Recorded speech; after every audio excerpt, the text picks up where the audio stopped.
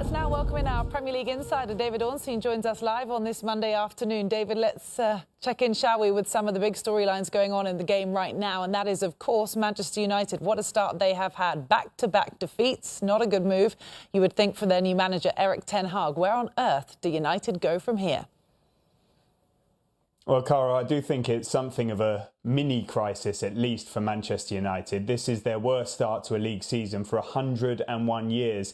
They've lost 7 away matches in the league for the first time since, I think, the 1930s, spanning back last season, of course.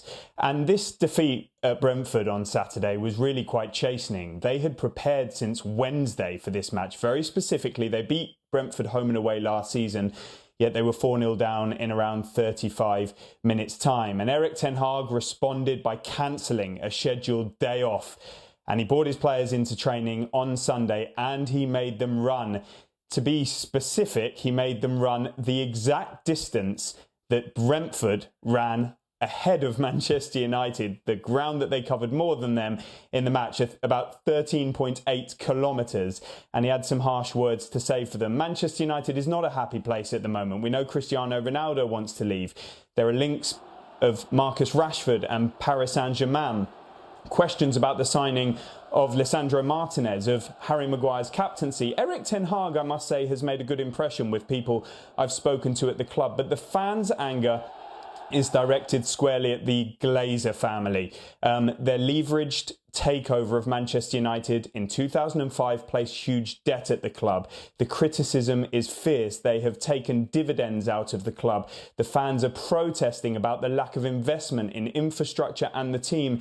And I think those protests will continue when Manchester United play against Liverpool in their next match next Monday. So when it rains, it pours. But there is optimism at Manchester United that they will turn this around and land some of their signings that they're targeting. They want Frankie de Jong, Adrian Rabiot. They've not made progress so far, but there's a bit of time left in the transfer window for them to do so. Yeah, that is the Monday Night Football match a week today. United do host Liverpool. We'll see, of course, how Liverpool get on today. So losses to Brighton and Brentford, as you mentioned, for United so far this season. What about Tottenham then? They've had a win and a draw, of course, that one controversially perhaps yesterday with Chelsea at Stamford Bridge. But what is going on behind the scenes at Tottenham to make them competitive against the Big Six?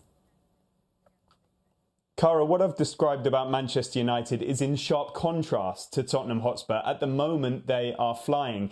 Daniel Levy, their chairman, has faced criticism of his own over the years, fierce in fact, but he has delivered a new stadium, a new training ground, some of the best in world football, and now he appears to be delivering a team. I think the difference with Tottenham is that they appointed a top sporting director. Manchester United haven't so far. They've got John Murtough in position, who was an internal appointment, and that is Fabio Paratici at Tottenham. He's renowned in the game, and he brought Antonio Conte in as manager, and they've combined really well. A number of other key appointments behind the scenes too, like Greta Steinson to back up Fabio Paratici. And their recruitment has been spectacular in number and in potential product. The likes of Ivan Perisic, Yves Bissouma, Clement Longley, Richarlison, Jed Spence, Fraser Forster, and a young player from Udinese in Italy who will go back there on loan.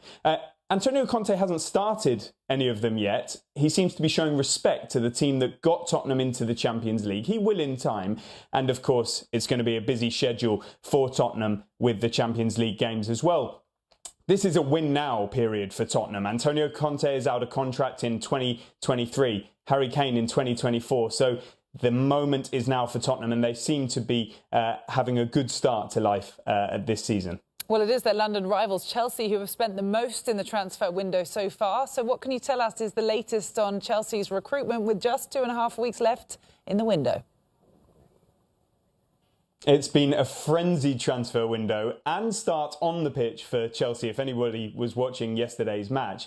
They've made some good recruits in terms of Koulibaly, Sterling and Cucurella, but they're not done there, Cara. They are using these crucial days, and I think we need to watch this space this week on how they develop in the market, because they are chasing Pierre-Emerick Aubameyang. They are interested in Wesley Fofana of Leicester City. Frankie de Jong, they, like Manchester United, remain in the hunt for him, although his preference is to stay at Barcelona. Anthony Gordon of Everton is another target of theirs. So Todd Boehly, the new co-owner, chairman and interim sporting director, has rolled his sleeves up and he's really trying to do some business. He's on the front line. There may need to be some outgoing business too. And one of the most interesting situations involves Christian Pulisic. Many watching this will be wondering what will happen with him. There is interest in him from clubs including Newcastle. His game time has been limited. He'll want it to be a lot higher ahead of the World Cup with the US men's national team. Armando Broja as well. Chelsea want him to sign a new contract, but he, the young striker, is linked with a move away to Marcus Alonso, Emerson Palmieri as well. But the bigger picture in all of this at Chelsea is the sporting director that I mentioned earlier. Todd Boehly's only occupying the role on an interim basis. They want to make a permanent appointment. And I revealed in my Monday column this morning that Michael Edwards, one of their top targets, has actually turned them down for the job. He wants to take some time out of the game after leaving Liverpool. So their search continues. They're likely to make an appointment after the transfer window has shut, and it will be a crucial appointment in a critical period in Chelsea's history.